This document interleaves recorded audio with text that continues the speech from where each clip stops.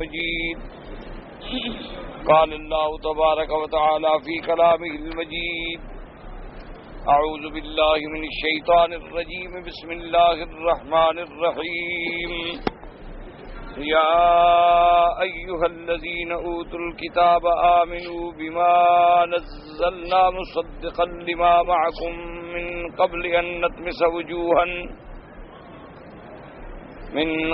أن نطمس وجوها فنردها على أدبارها أو نلعنهم كما لعنا أصحاب السبت وكان أمر الله مفعولا. إن الله لا يغفر أن يشرك به ويغفر ما دون ذلك لمن يشاء ومن يشرك بالله فقد افترى إثما عظيما. قال المؤلف والمفسر رحمه الله تعالى: أدام النفع بعلومه وعلومكم في الدارين آمين. إذا أن قال الحديث السادس: قال عبد بن حميد في مسنده: حدثنا عبد الله بن موسى بن أبي ليلى عن أبي الزبير عن جابر رضي الله تعالى عنه قال: جاء رجل إلى رسول الله صلى الله عليه وسلم فقال: يا رسول الله، ما الموجبتان؟ قال: من مات لا يشرك بالله شيئا وجبت له الجنة، ومن مات يشرك بالله شيئا وجبت له النار. تفرد به من هذا الوجه وذکر ثواب الحدیث. اب مفسر رحمۃ اللہ علیہ اس آیت مبارک پر جو احادیث آئے میرے آقا سرکار مدینہ صلی اللہ علیہ وسلم کی وہ ذکر فرما رہے ہیں. حضرت جابر رضی اللہ تعالیٰ عنہ سے روایت ہے کہ ایک آدمی حضور پاک صلی اللہ علیہ وسلم کی خدمت میں حاضر ہوا اور اس نے آ کے پوچھا کہ یا رسول اللہ صلی اللہ علیہ وسلم کہ مل موجبتان، وہ دو چیزیں جو واجب ہونے والی ہیں وہ کون سی ہیں؟ تو حضور پاک صلی اللہ علیہ وسلم نے فرمایا کہ وہ دو چیزیں یہ ہیں کہ من مات لا یشرک باللہ شیئا، جو شخص مر گیا اس حال میں کہ اللہ کا شریک نہیں بنایا اس نے کسی کو، وجبت لہ الجنہ، جنت اس کے لیے واجب ہو گئی. تو ایک موجبات میں سے ایک موجب تو یہ ہے. اور دوسرا یہ ہے کہ من مات یشرک باللہ شیئا وجبت لہ النار، اور جو آدمی اس حال میں مر گیا کہ اس نے شرک کیا اللہ کے ساتھ تو اس کے لیے جہنم واجب ہو. تو حضور پاک صلی اللہ علیہ وسلم نے فرمایا کہ یہ دو موجبات ہیں کہ اگر آدمی مر جائے لا یشرک باللہ شیئا تو وجبت لہ الجنہ، اور اگر آدمی مر جائے یشرک باللہ شیئا تو وجبت لہ النار، اس کے لیے جہنم جو ہے واجب ہو جاتی ہے. تو اس لیے مفسر رحمۃ اللہ علیہ چونکہ سب سے بڑا ہلاک کر دینے والا، سب سے بڑا برباد کر دینے والا گناہ چونکہ شرک ہے، اس لیے مفسر رحمۃ اللہ علیہ اس پر جتنی بھی احادیث مبارک میں ذکر آیا ہے ان کو جمع فرما رہے ہیں. تو سب سے بڑی چیز جو ہے وہ شرک سے بچنا ہے کہ اللہ تبارک و تعالی ہر جرم معاف کرنا چاہیں تو کر سکتے ہیں لیکن اپنے باغی کو کبھی معاف نہیں کرتے. شرک جو ہے یہ تو اللہ کی ذات کے ساتھ بغاوت ہے کہ جس اللہ نے ہمیں پیدا کیا. اسی لیے قرآن پاک میں دیکھیں کہ اللہ تبارک و تعالی نے ارشاد فرمایا کہ یا ایھا الانسان ما غرک بربک الکریم الذی خلقک فسواک فعدلک فی ای صورت ما شاء رکبک. کہ اے انسان، کسی چیز نے تمہیں دھوکہ ڈالا ہے کہ تم اپنے رب کے ساتھ شریک کر رہے. وہ رب کریم جس نے تم کو پیدا کیا ہے، جس نے تم کو ٹھیک ٹھاک بنایا، برابر بنایا، پھر تم کو جو چاہا صورتیں عطا فرمائی، تو یہ سارا کچھ ہونے کے بعد کتنی بڑی زیادتی ہے، کتنی بڑی جہالت ہے کہ آدمی اپنے خالق کا کوئی شریک بنا لے۔ اللہ تبارک و تعالی معاف فرمائے۔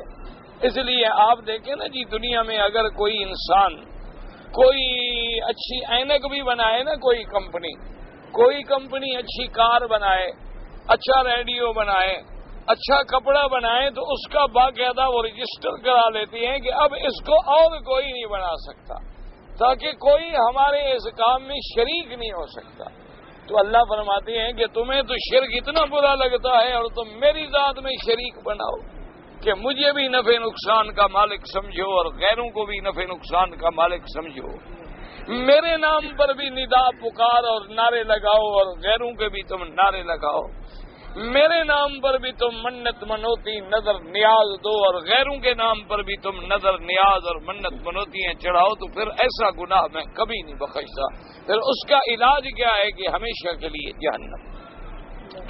طریق النخرى قال ابن ابي حاتم حدثنا ابي قال حدثنا الحسن بن عمرو بن خلاد الحراني قال حدثنا منصور بن اسماعيل القرشي قال حدثنا موسى بن عبيدة الترمذي قال اخبرني عبد الله بن عبيدة عن جابر بن عبد الله رضي الله تعالى عنه قال قال رسول الله صلى الله عليه وسلم ما من نفس تموت لا تشرك بالله شيئا الا حلت لها المغفرة ان شاء الله عذبها وان شاء غفر لها ان الله لا يغفر ان يشرك به ويغفر ما دون ذلك لمن يشاء۔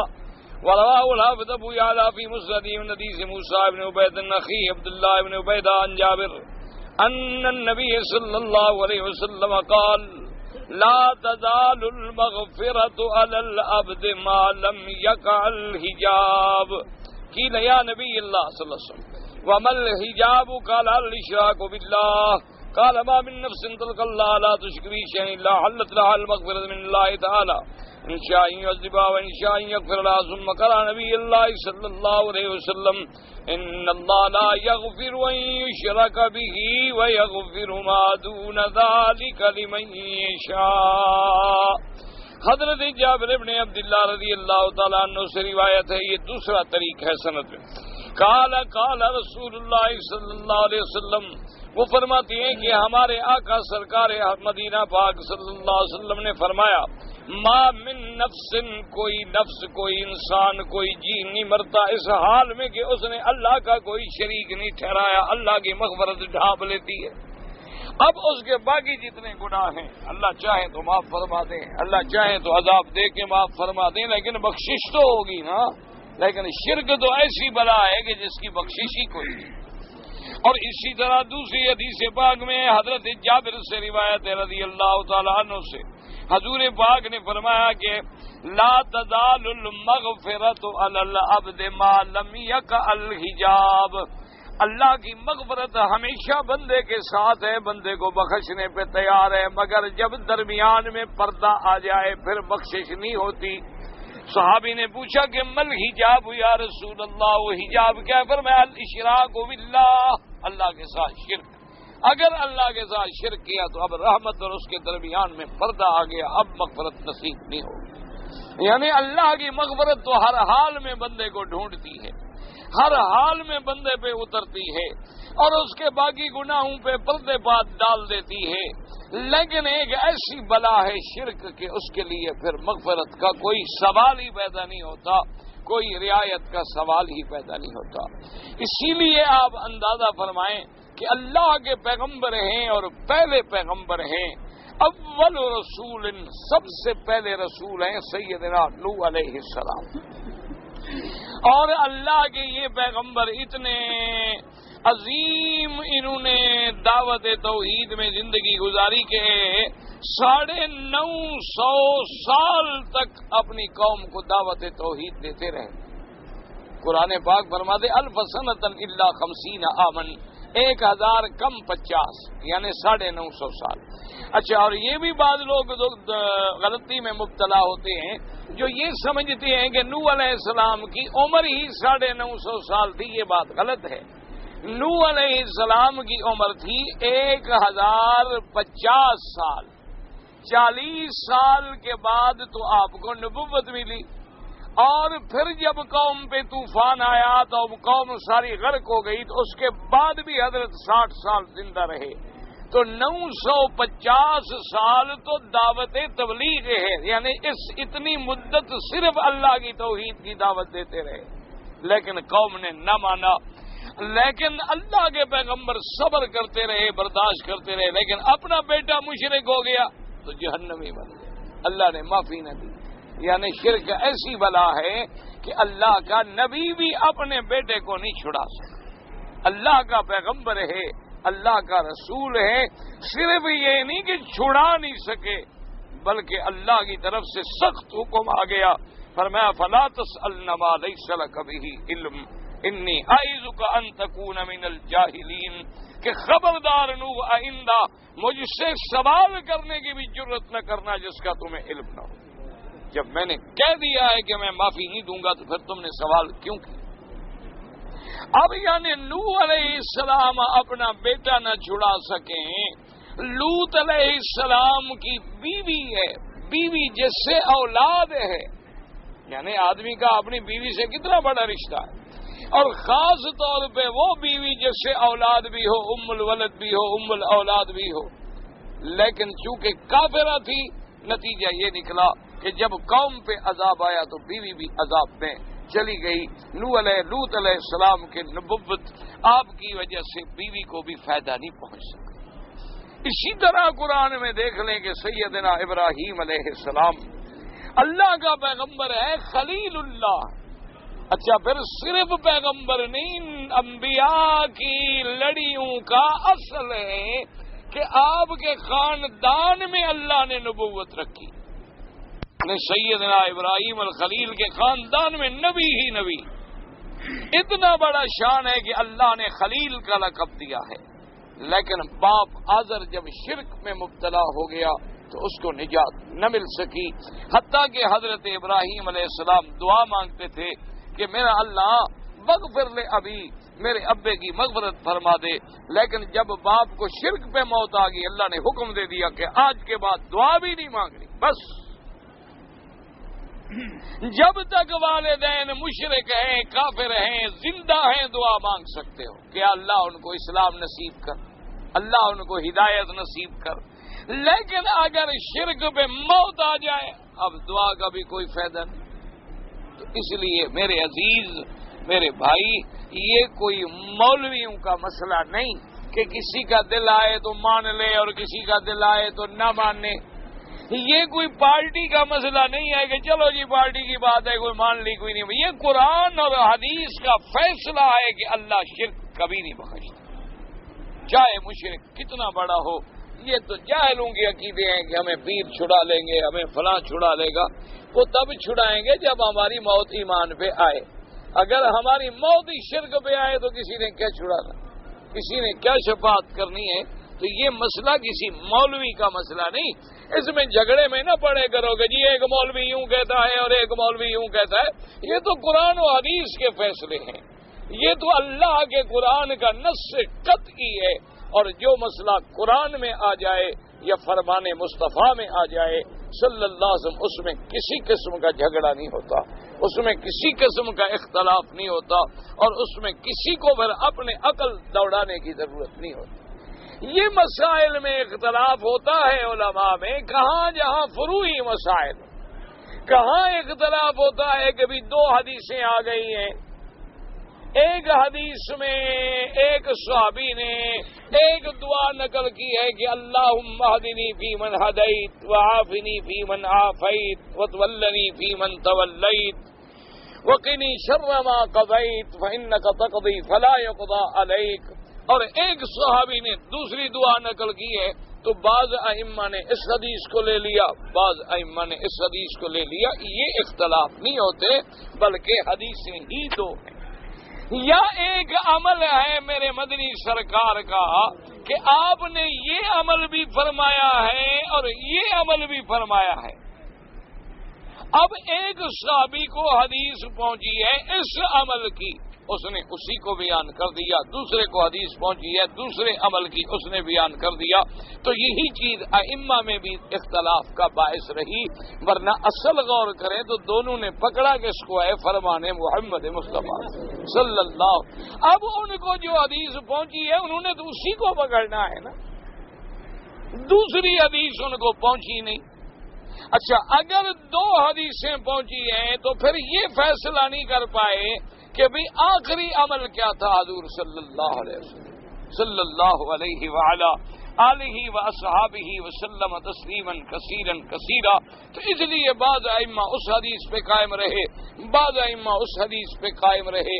اللہ تبارک و تعالی سب پہ کروڑوں رحمتیں فرمائے، اللہ پاک سب کی محنتوں کو قبول فرمائے۔ اب دیکھیں نا جی، بعض ائمہ کرام نماز میں جب امام فاتحہ پڑھتا ہے آمین کہتے ہیں لیکن آہستہ، اور بعض ائمہ کرام آمین کہتے ہیں زور سے۔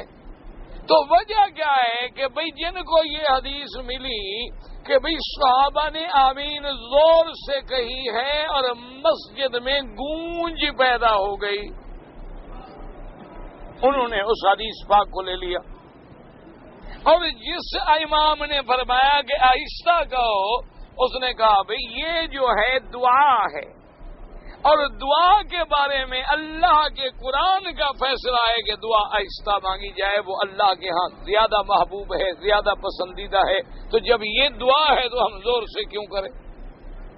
تو اب ایک نے اس آیت مبارک کو لے لیا، ایک نے اس حدیث مبارک کو لے لیا، یہ تو اختلاف ہوتا ہے، لیکن جو مسئلہ قرآن میں نص ہے یا منصوص ہے علی لسان رسول اللہ صلی اللہ علیہ وسلم کہ حضور نے فرمایا کہ بس یہی حکم ہے، اس کے علاوہ کوئی حکم نہیں ہے، اس میں کبھی اختلاف نہیں ہوتا۔ اس لیے آپ دیکھ لیں کہ 4 ائمہ ہیں، ان کے ماننے والے لاکھوں اور کروڑوں ہیں، آج تک کبھی آپ نے سنا ہے کہ کسی نے یہ کہا ہو کہ مغرب کی نماز 4 رکعت پڑھو؟ رکعتوں میں اختلاف نہیں ہے کیونکہ نص موجود ہے، لہذا اختلاف کا سوال ہی پیدا نہیں ہوتا۔ بھئی عشاء کی نماز 4 رکعت ہے، مجال ہے کوئی کہے کہ 6 رکعت پڑھو؟ تو اس لیے ہمیشہ یاد رکھیں یہ جو عقیدے کے مسئلے ہیں یہ قرآن اور حدیث سے ثابت ہے، یہاں نہ تو کسی کی بات چلتی ہے، نہ بزرگوں کے قول کام آتے ہیں، نہ کسی کا فرمان چلتا ہے، یہاں تو اللہ کا قرآن۔ اس لیے کوشش کریں اپنے گھر میں بیوی، بچے، اہل، اولاد، دوست، ساتھی، مزدور، جہاں جہاں تمہارا بس چلتا ہے کہ ان کو شرک سے بچانے کی کوشش۔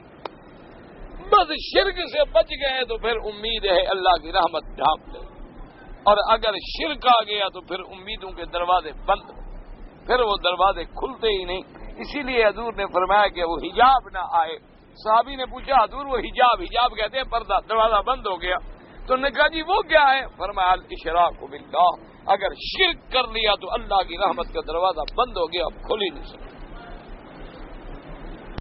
الحدیث السابع قال الامام احمد حدثنا ابو نعیم قال حدثنا زكريا عن نبي سعيد الخدري رضي الله تعالى عنه قال قال رسول الله صلى الله عليه وسلم من مات لا يشرك بالله شيئا دخل الجنة تفرد به من هذا الوجه۔ فرمایا جو بندہ مر گیا اور اللہ کے ساتھ کسی چیز کو شریک نہ کرے، یاد رکھیں نا یہاں لفظ کیا ہے؟ لا تشرک باللہ شیئا۔ اچھا قرآن کہتا ہے وَاعْبُدُوا اللَّهَ وَلَا تُشْرِكُوا بِهِ شَيْئًا، اللہ کی عبادت کرو اور اس کے ساتھ کسی شے یعنی کوئی چیز شریک نہ بناؤ۔ اس لیے کہ بعض بندے کہتے ہیں او جی شرک تو وہ ہے جو بتوں کی پوجا کرتے ہیں، یعنی بتوں کو شریک بنائے تو کافر ہیں۔ عیسیٰ علیہ السلام کو بنائے مسلمان ہیں۔ اب عیسیٰ علیہ السلام تو بت نہیں ہے، اللہ کے رسول ہیں۔ عزیر علیہ السلام کو اگر شریک بنائیں وہ بھی تو اللہ کے پیغمبر ہیں۔ اسی طرح ملائکہ کو شریک بنائیں وہ بھی تو اللہ کے فرشتے ہیں۔ یاد رکھو وَلَا تُشْرِكُوا بِهِ شَيْئًا، کہ اللہ کی عبادت میں کسی شے کو شریک نہ کریں، نہ فرشتہ، نہ نبی، نہ ولی، نہ ملک، نہ تارا، نہ کوکب، نہ چاند، کوئی ذرے کے برابر بھی چیز اللہ کی عبادت میں شریک نہ۔ اس لیے اپنے عقیدوں کو ٹھیک رکھیں۔ آج کل مسلمان دھوکے میں ہیں، وہ کہتے ہیں جی ہم نماز پڑھتے ہیں، ہم تھوڑے مشرک ہیں، ہم تو روز کہتے ہیں اللہ اکبر، ہم تو جناب روز نماز میں پڑھیں ایاک نعبد و ایاک نستعین، ہم تو اللہ کا سجدہ کرتے ہیں، ہم تھوڑے مشرک ہیں۔ مشرک تو وہ ہیں جو لات، حبل، عزا، منات، ود، سوا ان بتوں کے آگے جھکتے تھے، یا ہندو ہیں جو بتوں کے آگے جھکتے ہیں۔ ہم تو جناب لا حول ولا قوت الا باللہ ان بتوں پہ لعنت بھیجتے ہیں، ہم تو خدا کے آگے جھکتے ہیں، ہم کیسے مشرک ہوئے؟ یہ لوگوں کے دماغ میں خلل ہے۔ یاد رکھو، مشرک ہوتا ہی وہی ہے کہ اللہ کو مانے، اللہ کو جانے، اللہ کی عبادت کرے اور اس کی عبادت میں کبھی کبھی کسی غیر کی عبادت بھی کر لے، یہ مشرک ہے۔ مشرک مانا شریک بنانے والا، یعنی اللہ تبارک و تعالی ہر نفع نقصان پہ مالک ہے، ٹھیک ہے۔ اب وہ اگر پیر کے بارے میں عقیدہ رکھے کہ یہ بھی مجھے نفع نقصان دے سکتا ہے تو اس نے شریک کر لیا۔ عالم الغیب اللہ کی صفت ہے، وہ سمجھے کہ میرے مرشد کو بھی میرے سارے حال کا پتہ ہے، کہ جی ہم جاتے ہیں مرشد کے دربار میں، ابھی ہم اندر قدم رکھتے ہیں مرشد کو ہمارے حال کی پوری خبر ہوتی ہے، یہ شرک ہے، کیونکہ علم غیب کس کی صفت تھی؟ اللہ کی تھی۔ یاد رکھو، اسی طرح آدمی شرک میں مبتلا ہو جائے۔ اب ہم جناب مثلا مصیبت میں ہوں تو نعرہ لگاتے ہیں اللہ اکبر، کیا مانا؟ کون مدد کرنے والا ہے؟ اب اگر ہم نے اللہ کے سوا نبی کا نعرہ لگایا، یا ہم نے علی کا نعرہ لگایا، یا ہم نے ولی کا نعرہ لگایا تو شرک ہو گیا، کہ اس دکھ کے وقت میں ہم نے کس کو پکارنا تھا؟ وَإِن يَمْسَسْكَ اللَّهُ بِضُرٍّ فَلَا كَاشِفَ لَهُ إِلَّا هُوَ، کہ اگر کوئی دکھ پہنچے، مصیبت پہنچے تو اس کو کوئی ٹالنے والا، کھولنے والا نہیں مگر اللہ۔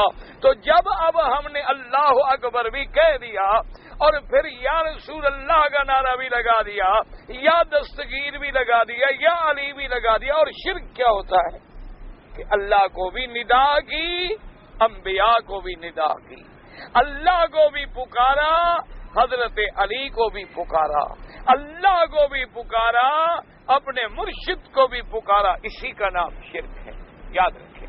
اچھا، اعتکاف کب بیٹھتے ہو؟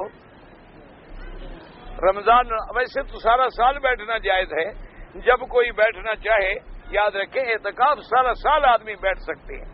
اچھا، بلکہ فقہاء نے تو یہ لکھا ہے کہ جب آپ مسجد میں داخل ہوں تو وہی نیت کر لیں کہ یا اللہ جتنی دیر میں اس مسجد میں ہوں اتنی دیر کے لیے میرا اعتکاف ہے، تاکہ تمہیں اتنی دیر اعتکاف کا ثواب بھی مفت میں حاصل ہو جائے گا، کہ مسجد میں تو تم نے رہنا ہے نا، آدھا گھنٹہ، گھنٹہ، 2 گھنٹے، 4 گھنٹے، تو ساتھ یہ نیت کر لے۔ لیکن اصل اعتکاف جو ہے وہ رمضان میں ہے کہ میرے آقا سرکار مدینہ صلی اللہ علیہ وسلم آخری عشرہ مبارکہ جو ہے رمضان کے آخری 10 دن جو تھے آپ مسجد میں رہتے، پھر گھر میں تشریف نہ لے جاتے۔ تو اب اعتکاف کا معنی کیا ہے؟ اعتکاف کا معنی یہ ہے کہ یا اللہ ہم سب کچھ چھوڑ کے اب تیرے دروازے میں آ کے ڈیرا لگا کے پڑے ہیں، اب مہربانی فرما، ہمیں رحمتیں عطا فرما، ہم نے سب کچھ چھوڑ دیا، یہ ہے اعتکاف۔ اچھا، ایمان سے کہ اسی طرح جو لوگ 9 راتا یا کم یا زیادہ قبر پہ جا کے بیٹھتے ہیں، جی میں نے تو مزار پہ رہنا ہے 9 راتیں، تو یہ قبر کا اعتکاف ہے، تو شرک آ گیا کہ اعتکاف کس کے نام پہ بیٹھنا تھا؟ اللہ کے نام پہ۔ اب یہ مزار پہ آگے بیٹھ گیا تو کیا ہو گیا؟ شرک آ گیا، اسی کا نام شرک ہے۔ اللہ تبارک و تعالیٰ سے دعا کریں اللہ ہر مسلمان کو محفوظ رکھے، اللہ ہر کلمے پڑھنے والے کو اس شرک کی بیماری سے بچائے، اور شرک اتنی خطرناک ہے، حضور نے فرمایا کہ تم نے سیاہ چیونٹی دیکھی ہے؟ صحابہ نے کہا ہاں۔ آپ نے فرمایا چیونٹی سیاہ ہو اور سیاہ پتھر ہو، اندھیری رات ہو اور وہ پتھر پہ چلے تو کسی کو نظر آئے گی، پتہ لگے گا؟ صحابہ نے کہا حضور کیسے پتہ لگے؟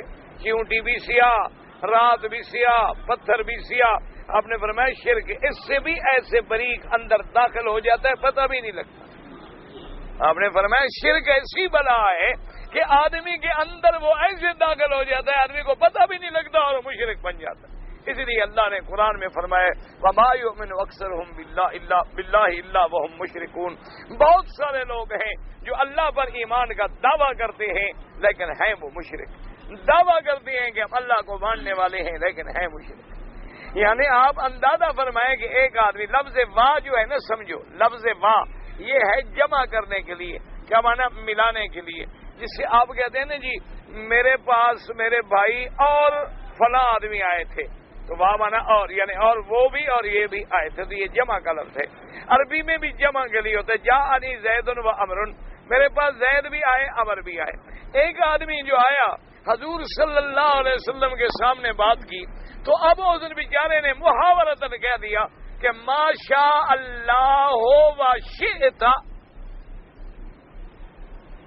ما شاء اللہ، جیسے ہم بھی کہہ دیتے ہیں جی اللہ کی مرضی اور جو آپ کی مرضی، کہتے ہیں نا بڑا آدمی کوئی کہے اچھا جناب ٹھیک ہے میں آپ کا کام کر دوں گا، تو آگے آدمی کہہ دیتے ہیں نا اور جناب اللہ کی مرضی اور جو آپ کی مرضی۔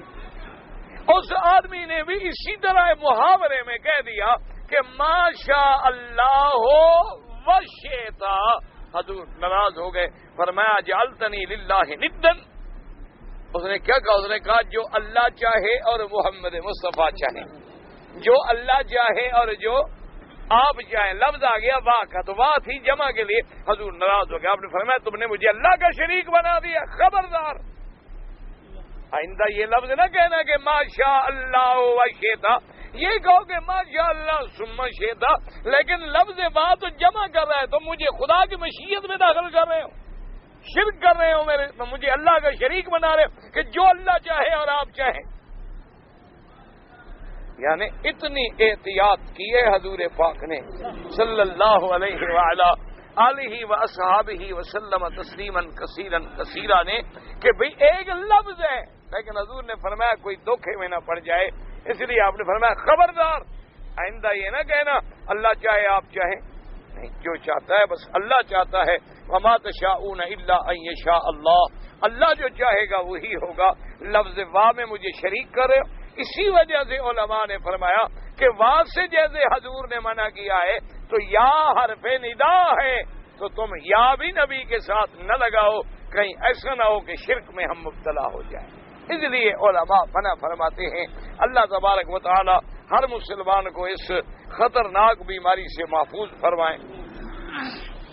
الحدیث الثامن قال الامام احمد حدثنا حضرت موسى قال حدثنا ابن الحية قال حدثنا ابو قبيل ان عبد الله بن ناشد من بني سريع قال سمعت ابا قاصر الشام يقول سمعت ابا ايوب الانصاري رضي الله تعالى عنه يقول ان رسول الله صلى الله عليه وسلم خرج ذات يوم اليهم فقال لهم ان ربكم عز وجل خيرني بين 70,000 يدخلون الجنة عفوا بغير حساب وبيد الخبيث عنده لأمتي. فقال له بعض الصحابة يا رسول الله أخبر ذلك ربك؟ فقال رسول الله ثم خرج وهو يكبر وقال إن ربي زادني مع كل 70,000 من الخبيث عنده.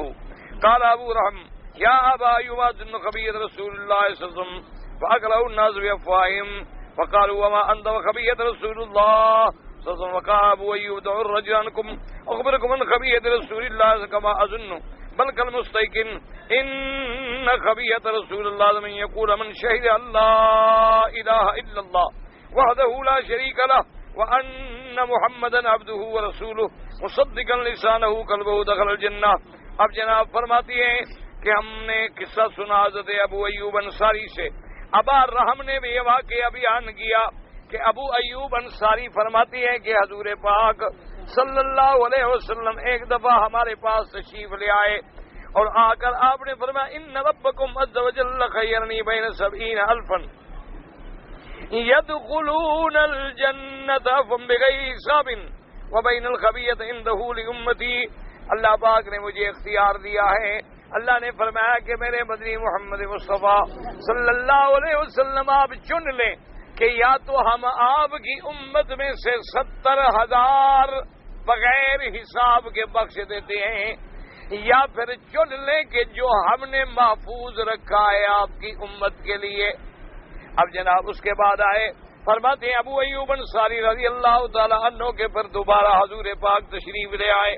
انہوں نے کہا کہ اب اللہ پاک نے فرمایا اچھا میرے مدنی آپ چن لیں کہ 70,000 اور ہر 1000 کے ساتھ 70,000، یعنی 70,000 کو 70,000 سے ضرب دے دیں.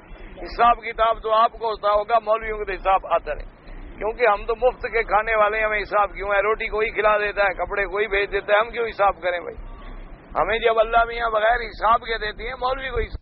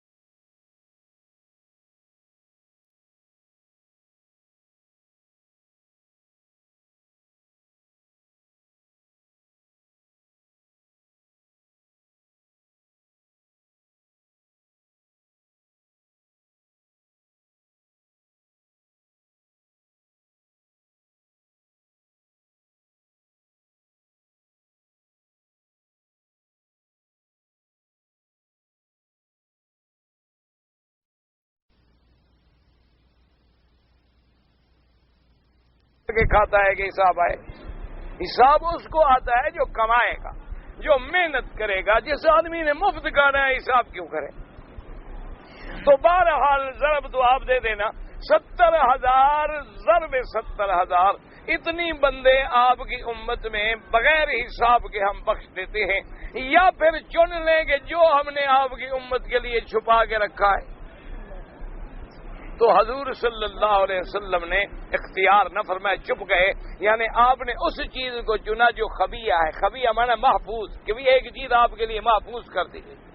اب صحابہ کہنے لگے ابو ایوب سے کہ بھی ہمیں تو بتاؤ وہ خبیہ ہے کیا، وہ محفوظ چیز کیا ہے. اب ابو ایوب بتائے نہیں. تو ابو ایوب فرماتے ہیں کہ اتنے لوگوں نے پوچھنا شروع کر دیا، معلوم ہوتا تھا مجھے کھا جائیں گے اگر میں نہیں بتاؤں گا. اکلہ الناس، کہ لوگوں نے بات کر کے مجھے اتنا تنگ کر دیا.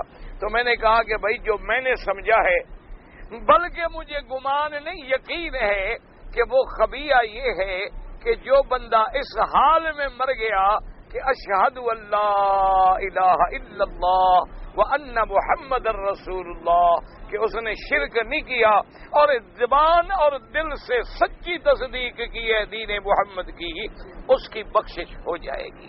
تو اس لیے یہ ہے جو حضور نے چھپا کے رکھا. اس لیے فرماتی ہے کہ جب یہ آیت اتری والا سوف یعطیک ربک فترضی، اللہ نے وعدہ فرمایا کہ میرا مدنی صلی اللہ علیہ وسلم ہم آپ کو قیامت میں اتنا دیں گے، اتنا دیں گے، اتنا دیں گے کہ آپ کو ہم راضی کر دیں. تو جب یہ آیت آئی نا تو سیدنا علی رضی اللہ تعالی عنہ فرماتے ہیں کہ ہذہ ارجا آیۃ فی کتاب اللہ. سیدنا علی نے فرمایا کہ یہ وہ آیت ہے جو سارے قرآن میں میرے نزدیک سب سے زیادہ امید والی آیت ہے. صحابہ نے پوچھا کیسے حضرت علی، کیسے امید والی آیت ہے؟ انہوں نے فرمایا کہ اللہ نے وعدہ کیا ہے کہ وہ اپنے نبی کو راضی کریں گے، اور میرا ایمان ہے کہ میرا مدنی راضی نہیں ہوگا جب تک کلمے پڑھنے والا جنت میں نہ آ جائے۔ اگر ایک بھی کلمے پڑھنے والا جہنم میں پڑا ہوگا تو میرا مدنی راضی نہیں ہوگا، مگر اس وقت راضی ہوں گے کہ جب سب نکل آئیں جہنم سے اور جنت میں آ جائیں۔ لیکن شرط یہ ہے کہ موت ایمان پہ ہو، کلمے پہ ہو، توحید پہ ہو۔ اسی لیے حضور کی حدیث مبارک ہے، حضور نے فرمایا انا اشفع فاشفع فاشفع، میں سفارش کروں گا اور اپنی امت کو نکالوں گا جہنم سے، نکالوں گا حتی یقال لی هل رضیت یا محمد، حتیٰ کہ مجھے اللہ فرمائیں گے کہ محمد مدنی اب تم راضی ہو گئے کہ نہیں؟ اب تو راضی ہو گئے۔ میں کہوں گا رضی تو یا رب، میرا اللہ میں راضی ہو گیا، لیکن مہربانی کر جن کے دل میں ذرے کے برابر بھی توحید ہے نا، مجھے ان کو بھی نکال دے۔ تو اللہ فرمائے کہ میرا بدنی ان کو رہنے دو، ان کو میں نکالتا ہوں اپنی رحمت سے۔ تو پھر اللہ ان کو بھی من کان فی قلبہ مثقال حبۃ من خردل من ایمان، ذرے کے برابر بھی ایمان ہوگا تو اللہ نکالے، لیکن دعا کرو کہ اللہ موت توحید پر دے۔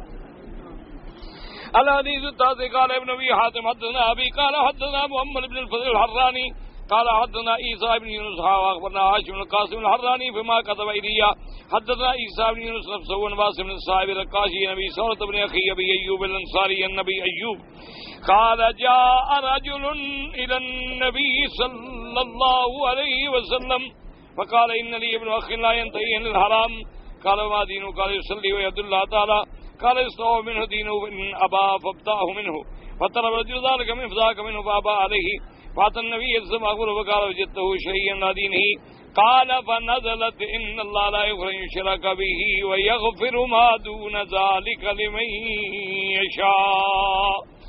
اب جناب ابی ثورہ یہ حضرت ابی ایوب انصاری کے بھائی کے بیٹے ہیں، وہ فرماتی ہیں کہ حضرت ابی ایوب سے روایت ہے کہ ایک آدمی حضور پاک کی خدمت میں آیا، قال لی ان لی ابن اخ لا ينتهي عن الحرام، انہوں نے کہا کہ میرے بھائی کا بیٹا ہے لیکن وہ گناہ نہیں چھوڑتا، حرام نہیں چھوڑتا، برے کام نہیں چھوڑتا ہے۔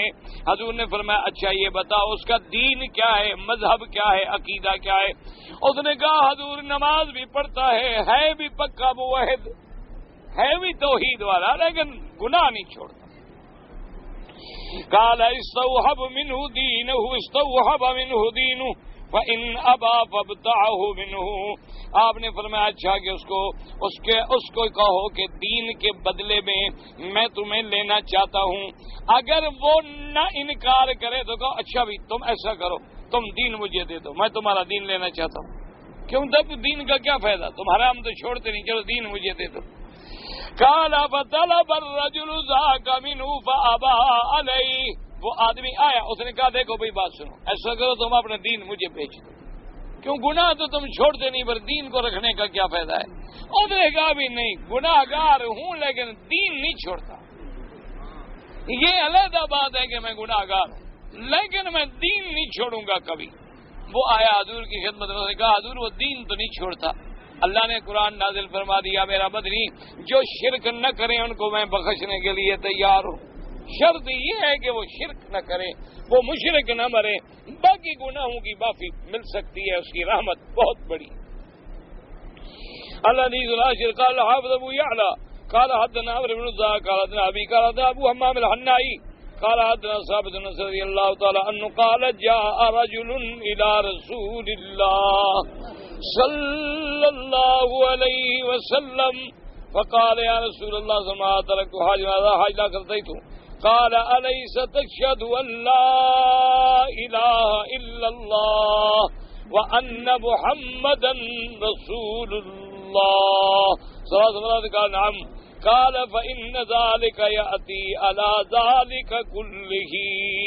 حضرت انس رضی اللہ تعالیٰ عنہ فرماتی ہے کہ ایک آدمی حضور کی خدمت میں آیا، اور اس نے کہا کہ یا رسول اللہ ما ترکت حاجتا ولا ذات حاجت الا قد اتیتہ، یعنی میں نے کوئی کام ایسا نہیں، کوئی خواہش ایسی نہیں، کوئی بات ایسی نہیں جس کو چھوڑا ہو. مانا یہ تھا کہ میں نے اللہ معاف کرے ہر گناہ کیا ہے، یعنی جو بھی بندے کو خواہش ہو جاتی ہے نا میں نے پوری کر ڈالی ہے، اب میرا کیا ہوگا؟ حضور نے فرمایا کیا تم گواہی دیتے ہو کہ اللہ الہ الا اللہ وَأَنَّ مُحَمَّدًا رَسُولُ اللَّهِ. حضور نے 3 دفعہ فرمایا کہ کیا تم گواہی دیتے ہو اللہ کی توحید کی اور میری رسالت کی. اس نے کہا حضور میں اس بات پہ بڑا پکا ہوں، میں اللہ کی توحید پہ بھی پکا، آپ کی رسالت کے ماننے پہ بھی پکا. تو حضور نے فرمایا اللہ تبارک و تعالیٰ اس کی وجہ سے وہ تمہارے سارے گناہ جو ہے معاف فرما دیں گے. کیوں؟ اصل بات یہ ہے کہ آدمی کا عقیدہ صحیح ہو. الحديث الحديث قال الإمام أحمد حدثنا أبو عامر قال حدثنا إكرمة بن مالك عن زمزم بن جوش الإمامي قال لي أبي هريرة رضي الله تعالى عنه يا إمامي لا تقولن لرجل لا يغفر الله لك أو لا يدخلك الجنة أبدا.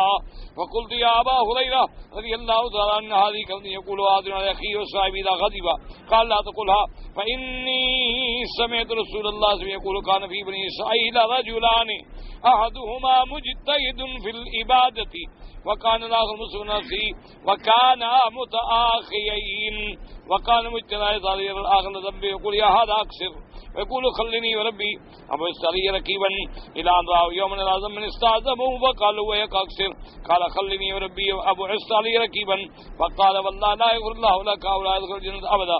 قال فبعث الله إليهما ملكا فقبض أرواحهما واتما عنده وقال للمذنب اذهب فادخل الجنة برحمتي وقال للآخر كنت عالما أكنت على ما في يدي قادرا اذهبوا به إلى النار. قال والذي نفس بالقاسم بيده إنه لتكلم بكلمة أوبقت دنياه وآخرته. ورواه أبو داود من ذكر بعض حدثني زمزم بن جوش به. زمزم ابن جوش الیمامی کہتی ہیں کہ سیدنا ابی ہریرہ رضی اللہ تعالیٰ عنہ نے مجھے فرمایا کہ یا یمامی کسی بندے کو یہ کبھی نہ کہنا کہ اللہ تیری مغفرت نہ کرے، یا کسی کو یہ کبھی نہ کہنا کہ اللہ تمہیں کبھی جنت میں داخل نہ کرے. یہ کلمہ زبان سے نہ نکالنا کہ بھئی تو کبھی نہیں بخشا جائے گا، تو کبھی جنت میں نہیں جائے گا، یہ زبان سے کلمہ بالکل نہ نکالنا. کہتے ہیں کہ میں نے کہا کہ یا ابا ہریرہ، میں نے کہا ابی ہریرہ رضی اللہ تعالیٰ عنہ ان هذه کلمۃ یقولها احدنا لاخیہ وصاحبہ اذا غضب.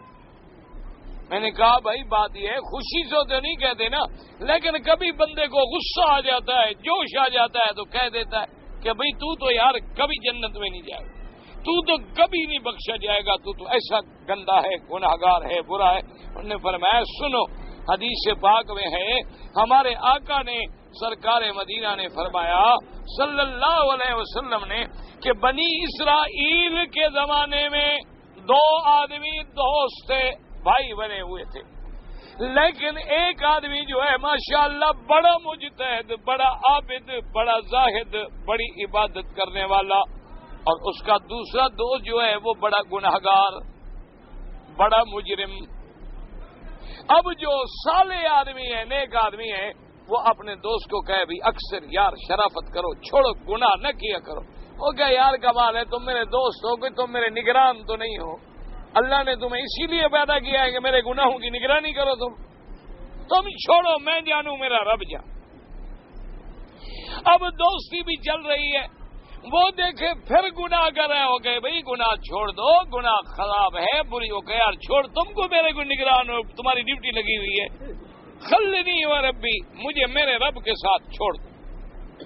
ایک دن اس نے دیکھا کہ اس نے کوئی بہت ہی بڑا گندا گناہ کیا، تو اس کے دوست کو جو نیک آدمی تھا غصہ آ گیا.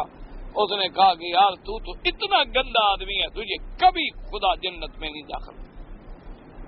اب جب موت کا وقت آ گیا، روح قبض ہو گیا، اللہ نے حکم دیا فرشتوں کو کہ ان دونوں بندوں کو میرے پیش کر. اب دونوں بندے آ گئے، وہ نیک بھی آ گئے اور وہ گناہگار بھی آ گئے. اللہ نے فرمایا کہ او گناہ کرنے والے بندے، تو ہمیشہ کہتا تھا کہ مجھے تو جان، چھوڑ مجھے، میں جانوں میرا رب جانے، جاؤ میری رحمت سے جنت میں جاؤ، اور دوسرے کو حکم دیں گے کہ اچھا تم قادر تھے اس بات پہ کہ اس کو جنت میں داخل نہ کرو، تمہارے ہاتھ میں تھی جنت، اللہ نے حکم دیا اس کو جہنم۔ تو اس لیے ہمیشہ یاد رکھیں، جیسے ہمارے ہاں بھی بڑا مسئلہ ہے، کوئی آدمی نماز پڑھ لے، اللہ پاک دین کے کام کی توفیق دے دے، بس وہ سمجھتا ہے کہ میں تو جنت میں پہنچ گیا، باقی سارے باہر رہ گئے۔ یہ نہ سمجھا کرو، پتہ نہیں جن کو ہم گناہ گار سمجھ رہے ہیں وہ ہم سے کروڑ درجے اللہ کے زیادہ قریب ہوں، اور جن کو ہم اچھا سمجھ رہے ہیں، نیک سمجھ رہے ہیں، نمازی، تہجد گزار، شب بیدار، خدا جانے وہ اللہ کے مبغوض ہوں۔ تو اس لیے جنت جہنم اللہ کے ہاتھ میں ہے، کوئی کسی کو نہ جنت سے روک سکتا ہے اور نہ کوئی کسی کو جنت میں داخل کر سکتا ہے۔ یاد رکھیں، جب بھی جنت ملے گی اللہ کی رحمت سے ملے گی، اور جہنم اللہ کے عدل سے ملتی ہے، اور جنت اللہ کے فضل سے ملتی ہے، نہ ہمارے عمل سے ملتی ہے، اور نہ کسی کے روکنے سے کوئی کسی کو روک سکتا ہے۔ اس لیے اگر اللہ تمہیں نیک بنائے، اللہ تمہیں صالح بنائے، تمہیں کسی سے ہمدردی ہے تو اس کے ساتھ ہمدردی کرو، پیار کرو، محبت کرو، طریقے سے نصیحت کرو، لیکن ایسا کلمہ زبان سے نہ نکالو کہ اللہ ناراض ہو جائے۔ اس لیے اللہ ناراض ہو گئے کہ اچھا تم جنت کے ٹھیکیدار ہو، تم جنت تمہارے ہاتھ میں ہے۔ الحدیث الثانی عشر قالت طبرانی حدثنا ابو الشيخ محمد بن نصر بن جعفر حدثنا سن شبيب بن قال حدثنا ابراهيم بن حكم بن ابا نبي اكرمه ابن عباس ان ابن عباس رضي الله تعالى عنه عن رسول الله صلى الله عليه وسلم قال قال الله عز وجل من علم اني ذو قدرة على مغفرة الذنوب غفرت له ولا ابالي ما لم یشرک بی شیئا۔ حضور پاک نے فرمایا، اللہ فرماتی ہے کہ جو بندہ یہ عقیدہ رکھے کہ میں ہر گناہ کے معاف کرنے کی قدرت رکھتا ہوں اور میرے ساتھ شرک نہ کرے، میں بھی اس کے سارے گناہ معاف کر دوں گا۔ یعنی جس کو یہ یقین ہے کہ بھائی ٹھیک ہے ہم گناہ گار ہیں، لیکن ہمارے گناہ اس کی رحمت کے مقابلے میں کیا ہے، وہ چاہیں تو معاف کر دیں، وہ چاہیں تو سارے گناہوں کو دھو ڈالیں۔ یعنی آپ دیکھیں، حیران ہوں گے آپ، بڑے بڑے لوگ ایک آدمی یعنی اندازہ فرمائے اللہ معاف کرے، عورتیں اور ایسے گناہوں میں مبتلا تھے، ساری زندگی اسی میں گزری۔ ایک رات کسی عورت سے وعدہ تھا، پروگرام تھا، اس پہ جا رہے تھے، دیوار پہ چڑھ کے بیٹھی ہیں انتظار میں کہ تسلی ہو جائے، میں دیکھ لوں ان کے گھر والے سو گئے ہیں تو نیچے چراغ لگاؤں۔ اور ساتھ کی مسجد میں ایک آدمی تہجد پڑھے اور انہوں نے قرآن کی یہ آیت پڑھی کہ الم یأن للذین آمنوا ان تخشع قلوبہم لذکر اللہ، کیا وہ وقت نہیں آ گیا کہ لوگوں کے دل اللہ سے ڈر جائیں؟ تو بس وہی بیٹھے بیٹھے کہنے لگے آن الوقت، کہ وقت آ گیا، یا اللہ میں ڈر گیا، مجھے معاف فرما دے۔ مسجد میں اترے، توبہ کی اور اس مقام پہ پہنچے جن کو لقب ملا امیر المؤمنین فی الحدیث۔ اندازہ کریں کہ پہلی زندگی کیا تھی، لیکن جب اللہ راضی ہوا تو کس مرتبے پہ پہنچے؟ امیر المؤمنین۔ امیر المؤمنین مانے کا ہوتا ہے بادشاہ، یعنی حدیث کے فن میں وہ بادشاہ تھے۔ اور بعض ائمہ نے لکھا ہے کہ وہ اس مقام پہ پہنچے تھے کہ اگر کوئی بندہ ان کا نام بھی لے تو اللہ کی رحمت اترنی شروع ہو جاتی۔ تو اس لیے یہ نہ دیکھا کریں کہ جی یہ تو گناہ گار ہے، او جی یہ تو فاسق ہے، فاجر ہے، شرابی ہے، فلان ہے، فلان ہے، فلان نہ۔ ہمیشہ یاد رکھو، علماء نے لکھا ہے گناہ سے نفرت کرو، گناہ گار سے نفرت نہ کرو۔ نفرت گناہ سے کریں لیکن گناہ گار سے نفرت نہ کریں۔ کسی کو گناہ یاد رکھیں، یہ گناہ جو ہے نا جی، شراب ہے، زنا ہے، عیاشی ہے، بدماشی ہے، فلمیں ہیں، یہ بھی بیماری ہے۔ یہ بیماری ہے. جیسے ہماری جسمانی بیماریاں ہیں یہ روحانی بیماری ہے. جیسے جھوٹ بولنا ہے, غیبت کرنی ہے, گلا کرنا ہے, گالی دینا ہے, یہ بیماری ہے. تو جو بندہ بیمار ہو وہ ہمدردی کا مستحق ہوتا ہے. اگر کسی آدمی کو آپ کے گھر میں بخار ہو جائے آپ کتنا خیال کرتے ہیں, اور جی اس کو ہسپتال لے جاؤ, ڈاکٹر کے پاس لے جاؤ, انجیکشن لگاؤ, دوائیں لو, تحلیل کراؤ, اس کا بلڈ چیک کراؤ, اس کا یہ کرو, اس کا گلا چیک کراؤ, یہ کرو. اسی طرح یہ بیمار بھی جو بیچارہ زنا میں مبتلا ہے, نشے میں مبتلا ہے, ڈاکے میں مبتلا ہے, قتل میں مبتلا ہے, چوری میں مبتلا ہے, یہ بھی بیمار ہے. یہ بھی تیری بیماری ہمدردی کا مستحق ہے کہ اس کو بھی اللہ والوں کی صحبت میں لے جاؤ, علماء کی صحبت میں لے جاؤ, اس کے ساتھ ہمدردی کرو, اس کے ساتھ اچھی باتیں کرو تاکہ اس کو ریلیف ملے, آرام ملے, سکون ملے اور اس کا دل جو ہے اللہ کی طرف لوٹ آئے. کسی کو گندا سمجھ کے تانا نہ دیا. اچھا, اسی طرح حدیث ہے میرے مدنی کی صلی اللہ علیہ وسلم. حضور نے فرمایا کہ اگر کوئی بندہ کسی کو تانا دے اور کہے کہ یار تو بڑا گندا ہے, شرابی ہے, تو حدیث میں آتا ہے حضور نے فرمایا اللہ اس کو تو توبہ کی توفیق دے دیں گے لیکن تانے دینے والے کو اسی عذاب میں مبتلا کر کہ تم نے میرے بندے کو تانا کیوں دیا, میرا بندہ ہے, میری مخلوق ہے, گندا ہے, اچھا ہے, برا ہے, میرا تو بندہ ہے. اگر تمہیں ہمدردی ہے تو نصیحت کرو, کسی کو طنز نہ کرو, کسی کو تانا نہ دو کہ جی میں تو تہجد گزار ہوں, اور جی چھوڑو جی یہ تو بڑا بے ایمان ہے. ایسی بات کیا پتہ ہے اللہ اس کی کسی عمل سے راضی ہو جائے اور تیرے عمل سے ناراض ہو جائے. وہ تو بادشاہوں کا بادشاہ ہے نا جی, تیرے کسی چھوٹے سے عمل سے ناراض ہو جائیں اور اس کے کسی چھوٹے سے عمل سے راضی ہو جائیں, اس کو بخش دیں اور ہمیں پکڑ لیں, اس کی مرضی ہے. اس لیے کبھی کسی کو برا نہ سمجھا کریں. اسی لیے جو اولیاء اللہ ہے نا, یاد رکھیں جتنے اولیاء اللہ ہیں ان کا پہلا سبق یہ ہے کہ اپنے نفس سے بدگمانی اور دوسرے سے حسن ظن. کیا مانا کہ ہر بندے کو اپنے آپ سے بہتر سمجھو, اپنے آپ کو لوگوں سے برا سمجھو کہ بھئی میں جی بہت زیادہ. ایک ہوتا ہے نہیں, یہ سمجھو کہ ہر بندہ جو ہے نا مجھ سے زیادہ بہتر, اس میں کوئی خوبی ضرور ہے جو اللہ کے قریب ہے اور اللہ کو پسند ہے.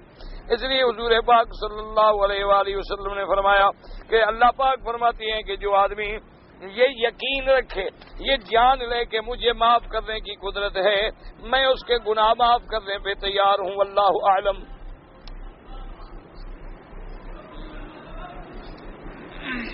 کہتے ہیں جی کہ مولانا مودودی صاحب جو ہیں, کچھ لوگ جو ہیں ان کو برا کہتے ہیں اور کچھ لوگ جو ہیں ان کو عالم دین کہتے ہیں.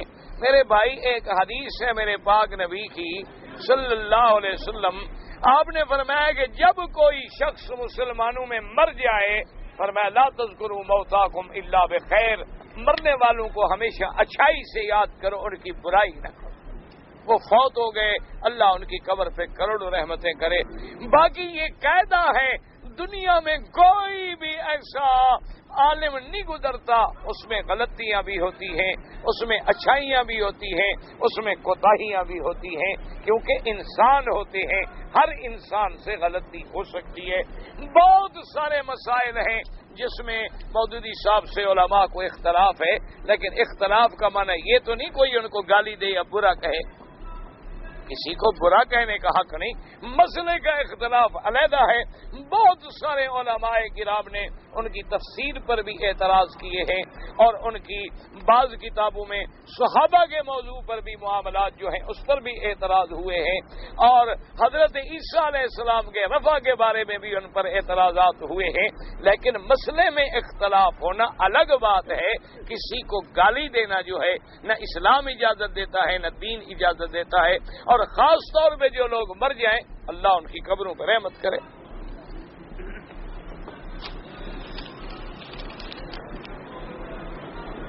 قرآن شریف کا صرف ترجمہ پڑھ سکتے ہیں یا نہیں کہ ہمیں عربی نہیں آتی؟ بھائی ترجمہ تو پڑھ سکتے ہو, کوئی منع نہیں, لیکن جو اجر و ثواب اللہ کے قرآن کے ان لفظوں میں ہے جو اللہ نے نازل کیا ہے وہ اردو کے ترجمے پڑھنے سے نہیں ملتا، کیونکہ اللہ نے قرآن عربی میں نازل کیا ہے۔ باقی یہ کہنا کہ ہمیں عربی نہیں آتی، ہمارے ملک میں کسی کو بھی عربی نہیں آتی لیکن قرآن کے حافظ ہیں، قرآن کے بڑے بڑے قاری ہیں ماشاءاللہ، 9 سال کے بچے سارا قرآن یاد ہے۔ تم کوشش کرو گے تو میرے بھائی قرآن بھی پڑھ لو گے، ترجمہ بھی پڑھا کرو۔ ہاں ایک مسئلہ سمجھ لو کہ اب کوئی آدمی نماز میں الحمدللہ رب العالمین پڑھنے کے بجائے صرف ترجمہ پڑھے تو نماز نہیں ہوگی۔ نماز میں وہی لفظ پڑھنے ہوں گے جو اللہ نے اتارے ہیں محمد الرسول اللہ صلی اللہ علیہ وسلم۔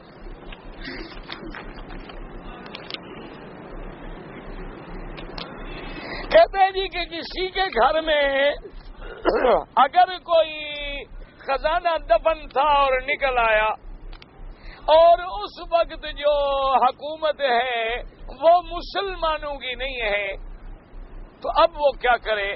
اس کے لیے سب سے بہتر تو یہ ہے کہ آپ دارالافتاء سے رجوع کریں، کیونکہ ایسے مسائل جو ہیں بڑے مہم ہوتے ہیں اور بڑے باریک ہوتے ہیں اور اس میں کئی جزئیات ہوتی ہیں، اور پھر حکومت بھی دیکھنی پڑے گی، کافر تو ہے لیکن دارالامن ہے یا دارالحرب ہے؟ مانا ایک حکومت تو ہے کافروں کی، جیسے اب یورپ ہے کافروں کی حکومت ہے، لیکن مسلمان امن میں ہیں، نماز ہے، مسجدیں ہیں، عبادت ہے، مدرسے ہیں، دین ہے، تقریر ہے، تبلیغ ہے، کوئی دخل نہیں دیتا، کوئی منع نہیں کرتا، تو یہ دارالامن ہے۔ سمجھ آ گئی بات؟ چاہے کافر ہیں لیکن ہے دارالامن۔ ایک ایسا ملک ہوتا ہے کہ جہاں ہر وقت مسلمانوں کو قتل عام کیا جا رہا ہے، وہ ہے حرب، تو حربی کافر کو تو دینے کا سوال ہی پیدا نہیں ہوتا، جو نکلے مسلمانوں میں تقسیم کر دو یا خود رکھ لے، ان کو نہ دے۔ اگر دارالامن ہے تو اس کا بہتر قاعدہ یہی ہوتا ہے کہ وہ متعلقہ حکومت کو اطلاع کرے کہ البتہ یہ زمین کس کی ہے، تمہارا ملک ہے یا ان کا ملک ہے یا کس کا ملک ہے۔ وہ تحقیق کرنے کے بعد تمہیں تمہارا حصہ دیں گے اور جو ملک کا حصہ ہوگا وہ ملک میں صرف کریں گے بار صورت۔ لیکن بہتر یہ ہے کہ ان مسائل میں آپ جس ملک میں رہتے ہیں وہاں کے مفتیان کرام سے رجوع کر لیں تو زیادہ بہتر ہے۔ میرے والدین فوت ہو چکے ہیں، میں ان کے لیے عمرہ کرنا چاہتا ہوں، بالکل اپنے ملک سے کرو، یہاں سے کرو، جہاں سے اللہ توفیق دے ضرور کرو۔ کسی بزرگ نیک آدمی کو دعا کے لیے کہیں تو یہ کہنا شرک ہے؟ بالکل نہیں، اگر زندہ ہے، مرنے کے بعد کہو تو شرک ہے۔ سمجھ آ گئی بات؟ اگر وہ بزرگ آدمی زندہ ہے، جیسے اب ہم کہیں یار دعا کرو، آپ مجھے کہیں گے مولوی صاحب ہمارے لیے دعا کرو، یہ تو کوئی شرک نہیں، یہ تو ہم زندہ ہیں، ایک دوسرے کو ہم کہہ رہے ہیں۔ سوال یہ ہے کہ ایک آدمی مر گیا، اب تم کہتے ہو جی میرے لیے دعا کرو، اس کو کیسے پتا ہے کہ تم کہہ رہے ہو؟ اس کا معنی اس کو مرنے کے بعد بھی علم ہے کہ میرے اوپر کوئی کھڑا ہے مجھے کہنے والا دعا کے لیے، اور پھر جو تم مانگو وہ دینے پر بھی طاقت رکھتا ہے، یہی تو شرک ہے۔ اور شرک کیا ہوتا ہے؟ باقی زندگی میں کسی کو کہنا شرک نہیں ہوتا، بلکہ حضور پاک نے سرکار مدینہ جن کو کسی کی دعا کی ضرورت بھی نہیں تھی، جو خود معصوم ہیں اور جنہوں نے سب سے پہلے جنت میں جانا ہے، حضرت عمر آئے، آ کے عرض کیا کہ یا رسول اللہ میں عمرہ کرنے کے لیے جا رہا ہوں۔ آپ نے فرمایا لا تنسا ان دعائک یا اخی عمر، کہ بھائی عمر ہمیں مکے میں جا کے دعا میں نہ بھول جانا، ہمارے لیے بھی دعا کرنا۔ تو اب اللہ کا نبی کہہ رہے ہیں، حالانکہ اللہ کے نبی کا شان کہاں اور حضرت عمر کہاں۔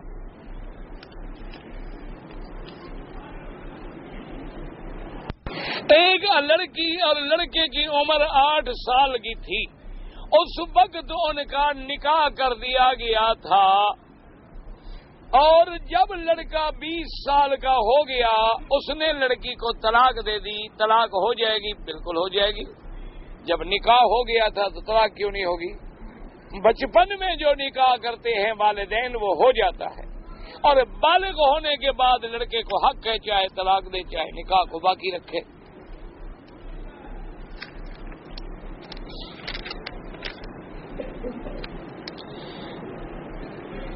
کہتے جی کہ جادو کیا چیز ہے؟ بھی مجھے تو خیر پتہ نہیں کہ کیا چیز ہے. جادو ہے دنیا میں، چونکہ اس کا ذکر قرآن میں بھی ہے اور حدیث پاک میں بھی.